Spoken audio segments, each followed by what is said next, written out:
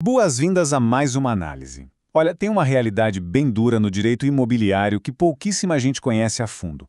Ter a escritura de um imóvel na mão nem sempre é garantia de propriedade absoluta e permanente. Pois é, hoje a gente vai desvendar essas complexidades jurídicas que podem fazer com que um bem simplesmente retorne ao dono anterior. Imagina só a situação. Alguém adquire uma casa, registra toda aquela papelada, paga as taxas e, de repente, tem que devolver o imóvel por conta de uma regra jurídica oculta. Parece até roteiro de suspense, né?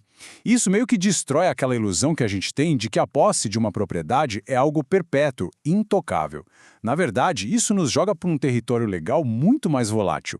O fim da propriedade perpétua. Bom, vamos mergulhar direto nisso. O senso comum diz que comprou legalmente é seu para todo sempre, certo? Mas, na prática, o Código Civil traz umas exceções bem específicas e vinculativas a essa regra. Em alguns cenários, a propriedade deixa de ser irrevogável. E é aí que entra um conceito jurídico fascinante. O que é propriedade resolúvel? Para a gente entender como essa desconstrução da posse perpétua acontece na vida real, precisamos olhar para o conceito que fundamenta tudo isso. Lendo essa definição, a coisa fica mais clara.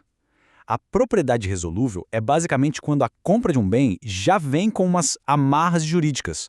Pode ser uma condição específica que precisa acontecer, ou um prazo legal que chega ao fim, e sobre essas condições, a posse muda de figura. Ela deixa de ser plena e vira algo frágil, provisório. Fica totalmente dependente das regras do jogo. Pensa nisso usando uma analogia simples, tipo uma hipoteca. Assim como um financiamento ativo tira o controle absoluto de quem comprou a casa, essas condições embutidas na lei limitam severamente o que o dono realmente tem. Na prática, o imóvel passa a ter um peso invisível sobre ele.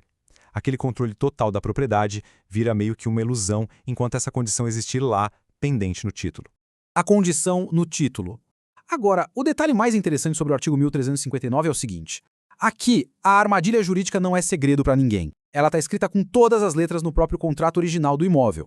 Vamos observar esse passo a passo? Esse é o clássico cenário da retrovenda. O primeiro proprietário, a pessoa A, vende a casa, mas coloca uma cláusula dizendo que pode recomprar o imóvel num prazo de até 3 anos. Aí o novo dono, a pessoa B, decide revender a casa para um terceiro, a pessoa C. E a grande reviravolta acontece no passo 3. O dono original decide que quer a casa de volta dentro do prazo. Ele vai lá, exerce o direito e aquele terceiro comprador que nem estava na primeira negociação é simplesmente forçado a devolver o imóvel. É aqui que a gente vê a dureza da lei. Não tem como esse terceiro comprador alegar ignorância, dizer que ficou chocado. Como a regra já estava lá, escrita de forma cristalina no título desde o começo, a lei entende que o risco era público. Qual é a consequência? O terceiro perde totalmente o domínio e o alienante original pega a propriedade de volta legalmente, de quem quer que esteja com ela. A causa superveniente. Mas e quando a situação não está impressa no contrato original? Isso nos leva ao artigo 1360, que trata daquelas resoluções de propriedade que acontecem por um motivo totalmente imprevisível. Acompanha comigo o drama. Alguém de coração doa um imóvel. Essa pessoa que recebeu a doação decide, tempos depois, vender a casa para um comprador inocente, de boa fé. Só que mais tarde, quem recebeu a doação comete um ato de severa ingratidão contra o doador. E a lei brasileira permite revogar a doação por causa disso. Aí cria-se um baita conflito de interesses. Afinal de contas, de quem é a casa agora? Do doador traído ou de quem comprou de boa fé?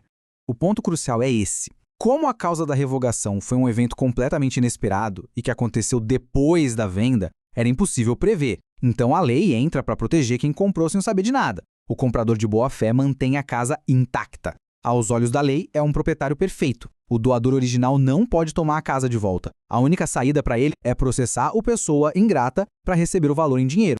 O duelo tunc versus nunc. O universo jurídico adora usar esses termos em latim pesados para diferenciar as coisas, né? Mas a gente vai traduzir esses conceitos milenares para ideias visuais bem mais fáceis de digerir. Aqui estão os dois formidáveis efeitos legais num verdadeiro duelo. Do lado esquerdo, temos o ex tunc, que significa retroativo. É como uma máquina do tempo que desfaz tudo para trás, punindo quem comprou desinformado e ignorou a cláusula no contrato. Já do lado direito temos o ex nunc, que significa que o efeito só vale daqui para frente. Ele não mexe no passado, então serve como um escudo jurídico para proteger o comprador inocente quando o problema surge do nada. E esse quadro resume brilhantemente tudo que a gente acabou de explorar. Ele mostra os resultados radicalmente opostos para um terceiro comprador. Se a cláusula resolutiva estava transparente lá no título original desde o primeiro dia, a perda do imóvel é certa. O efeito ex tunc é implacável e apaga a venda retroativamente. Mas se a resolução brotou de uma surpresa absoluta, a propriedade de quem agiu de boa-fé continua salva.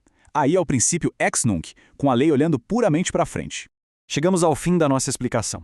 O grande aprendizado aqui é que o mercado imobiliário tem camadas bem profundas escondidas sob a superfície de uma simples compra e venda. Fica a reflexão. Até que ponto os contratos e aquele patrimônio que a gente acha que é intocável estão de fato 100% seguros? No sistema onde o domínio pode ser resolvível, a posse inabalável, às vezes é só uma miragem esperando uma condição acontecer. É a prova viva de que no direito civil a história só acaba quando não tem mais nenhuma letra miúda para ler.